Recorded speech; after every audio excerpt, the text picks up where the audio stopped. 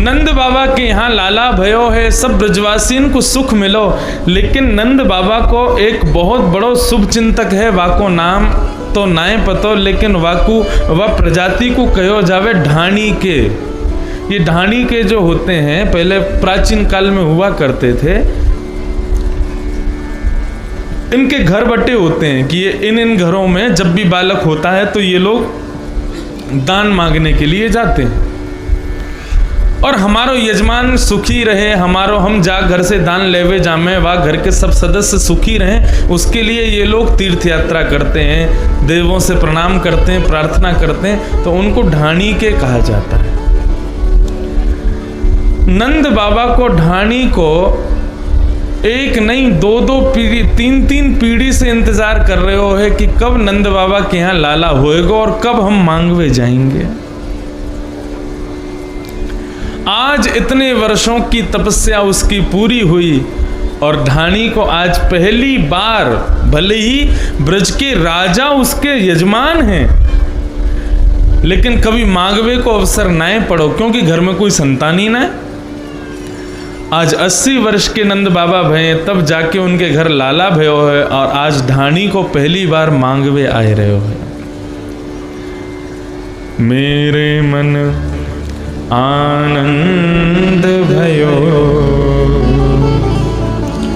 ब्रजराज ही याचन आयो, अपने अपने मन को मतो, कह परिवार सुनायो। बहुत सुंदर प्रसंग है, और आप सब लोग यदि ब्रज भाषा के प्रेमी हो तो ये भाव सुनकर के खूब आनंद आएगा। जो हम लोग गाते हैं, हाथी दीने घोड़ा दीने और दीनी पाल की, ये हाथी घोड़ा किसको दिए नंद बाबा ने? ये ढाणी को कोई दिए थे। कैसे दिए? बड़े भाव से सब लोग सुनना। आज पहली बार ढाणी को मांगवे के काजे नंद भवन जा रहे हो है। मेरे मन आनंद भयो, ब्रजराज ही याचन आयो, अपने अपने मन को मतो, कह परिवार सुनाओ।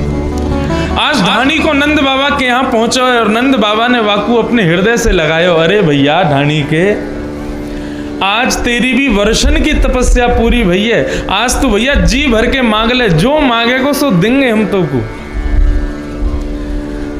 ढाणी को बोलो मैं अकेलो नहीं मांगूंगा, मेरे परिवार ने पूरा महाराज लिस्ट बना के भेजिए, काका लेके जानो है, सबके काज अलग अलग वस्तु।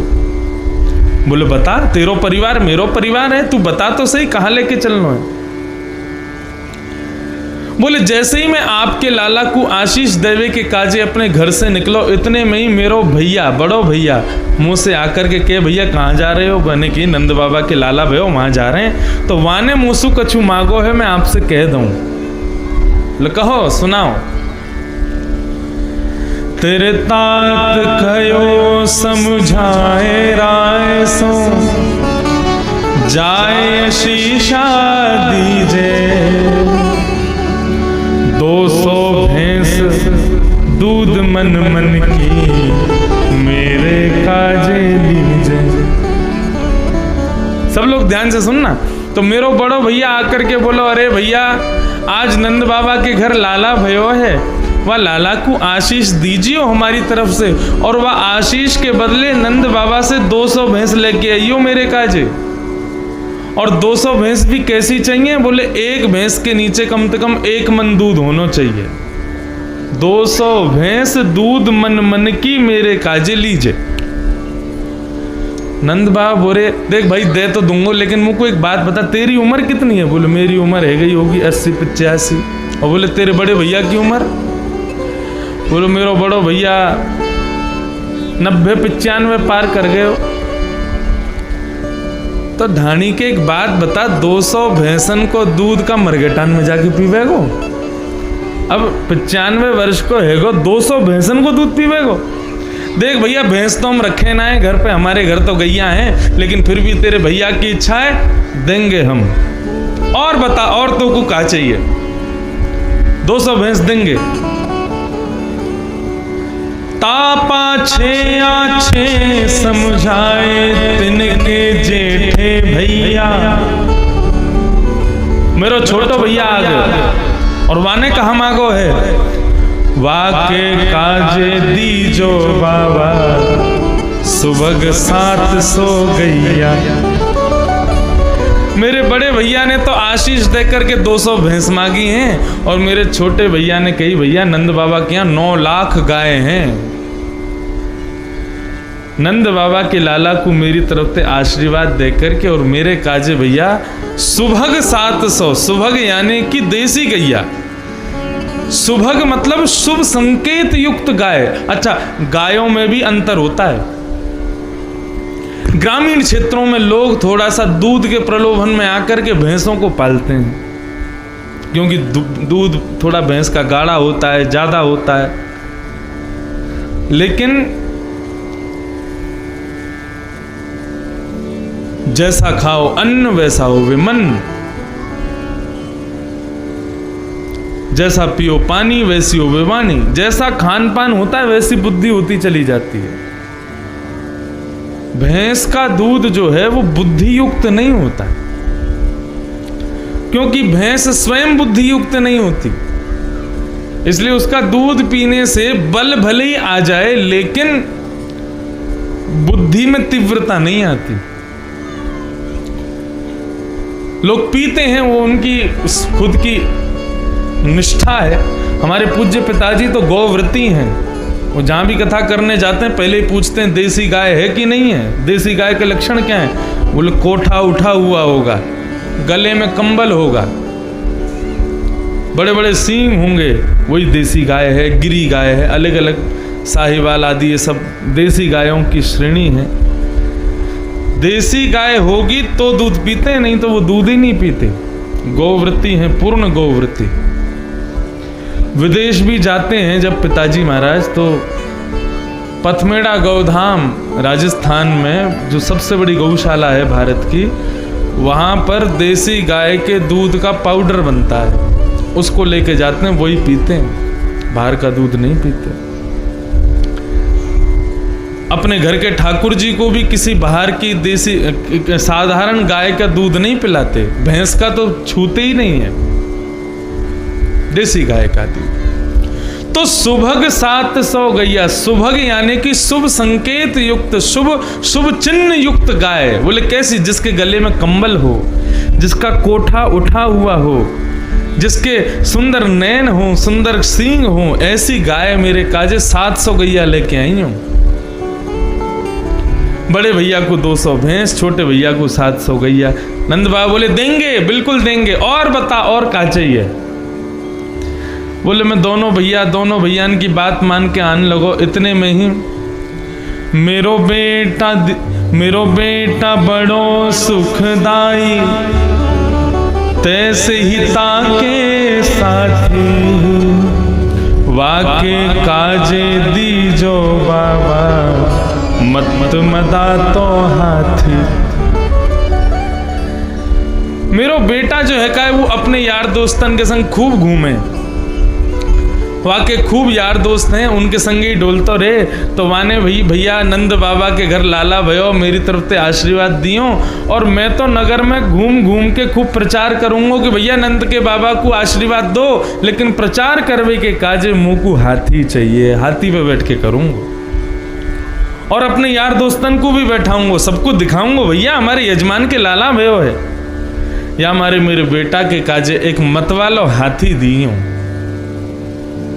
गिनते जाइयो कहा दे रहे हैं ठाकुर जी को। श्री नंद बाबा भैंस दे दी, गैया दे दी, अब हाथी दे दियो। लेकिन अब भी नंद बाबा रुक नहीं रहे। इतने में हम बार कोई होता तो भगा दे, तो चल भैया चल तो मन, बहुत दे दियो। लेकिन नंद बाबा कह रहे हैं और बता, और तू को क्या चाहिए? ये लक्षण है। जब व्यक्ति के हृदय में परमानंद आता है ना, तो वो सारे द्वार खोल देता है। फिर वो ये विचार नहीं करता कि नहीं इतना ही करना है, नहीं ऐसा ही करना है, केवल इतना नहीं, वो फिर खुद को भी समर्पित कर देता है। ठाकुर जी जीवन में आएंगे तो व्यक्ति स्वयं को भी गिरवी रख देगा, समर्पित कर देगा। नंद बाबा बोले और बता, और क्या चाहिए?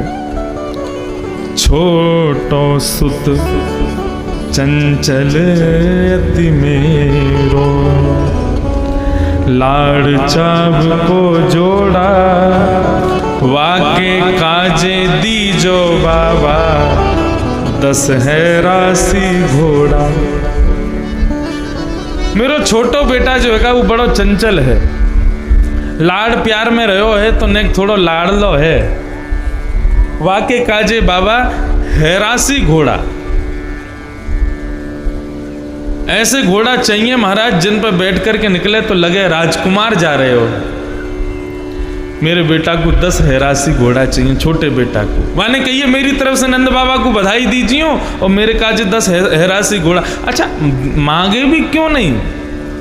आज तक इस धानी को मांगने का अवसर मिला ही नहीं, पहली बार मिल रहा है, इसलिए खूब मांग रहा है।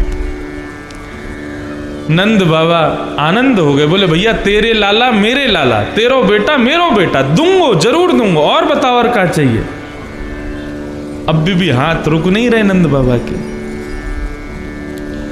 बोले मैं दोनों बेटान की बात, दोनों भैयान की बात सुन के आन लगो। इतने में ही मेरी बड़े बेटा की बहू वो आ गई। वह ने कहा कहिए, बेटा बधू लाज तजी मोसो, चलत आए भई ठाड़ी। मेरे बेटा की बहू घूंघट करके मेरे सामने खड़ी है गई और आकर के बोली, कहाँ जा रहे हो पिताजी? मैंने की भैया नंद बाबा के यहाँ लाला भयो है, सो बधाई देवे जा रहे हैं और बधाई लेवे जा रहे हैं। तो मेरे बेटा की बहू ने लाज करके घूंघट करके मुँह कही है कि मेरे काजे कहा लई हो? बोले नख सिख सो, पैर के नखून से लेकर के सिर के ऊपर चोटी तक, नख सिख सो गहनों सब ले हो, तीहर से ती चोली। मैं भी नंद बाबा के लाला को दर्शन करवे जाऊंगी। मैंने की चल मेरे संग, तो बोली ऐसे नहीं जाऊंगी, पहले श्रृंगार लेके आओ, नख से लेकर के सिर तक को पूरी सज धज के अति सुंदर बन के तब जाऊंगी लाला को आशीर्वाद देने। नंद बाबा बोले भैया तेरी बहू मेरी बहू है, जरूर देंगे, और बताओ और क्या चाहिए। बेटी एक लाडली मेरी, बेटी एक लाडली मेरी, चलत आए भई ठाड़ी, सहित कहार पालकी ले हो, सोजो भरियो गाड़ी। मेरी बेटी आकर के खड़ी है गई। बोले भैया के काज लेके आ रहे हो, भाभी के काज लेके आ रहे हो, ताऊ जी चाचा के काज मोकू ना लाओगे? बोले कहा चाहिए लाली बता। बोले मैं भी जाऊंगी नंद बाबा के लाला को दर्शन करवे, लेकिन ऐसे नहीं जाऊंगी। नंद बाबा से कहियो मेरे काजे एक बैलगाड़ी भेजें, मेरे काजे एक पालकी भेजें, वह पालकी में बैठ करके जाऊंगी लाला को दर्शन करवे। तो हाथी दीने, घोड़ा दीने और दीने पालकी।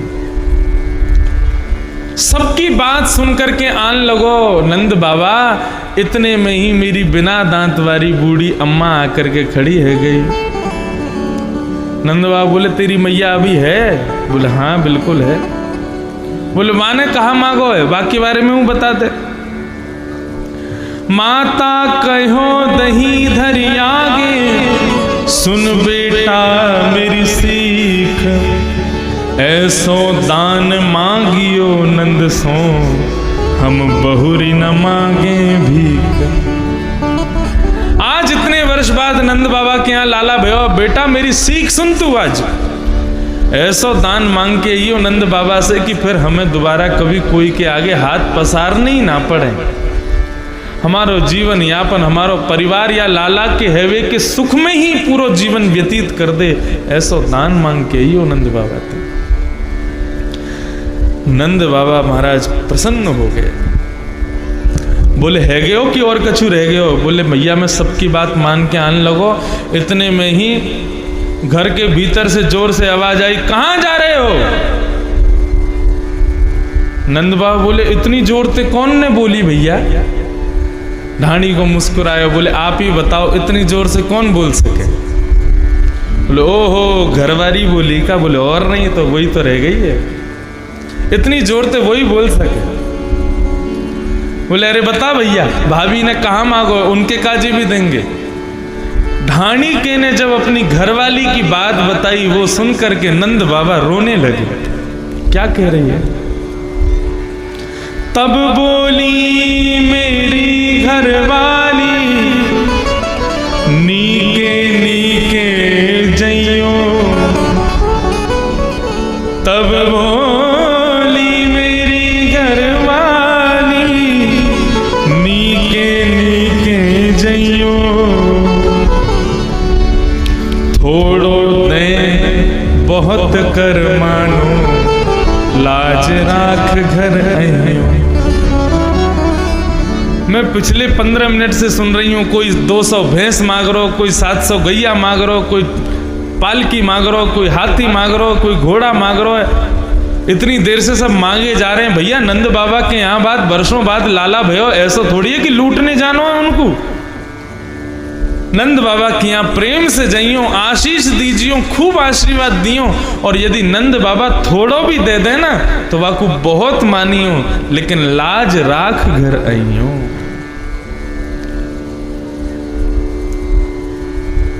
ढाणी के की पत्नी की बात सुनकर के नंद बाबा के नेत्र सजल हो गए। ढाणी के को अपने हृदय से लगाया महाराज। यह सुने हंसे नंद ढाणी के, तन अल्प मनोरथ कीने।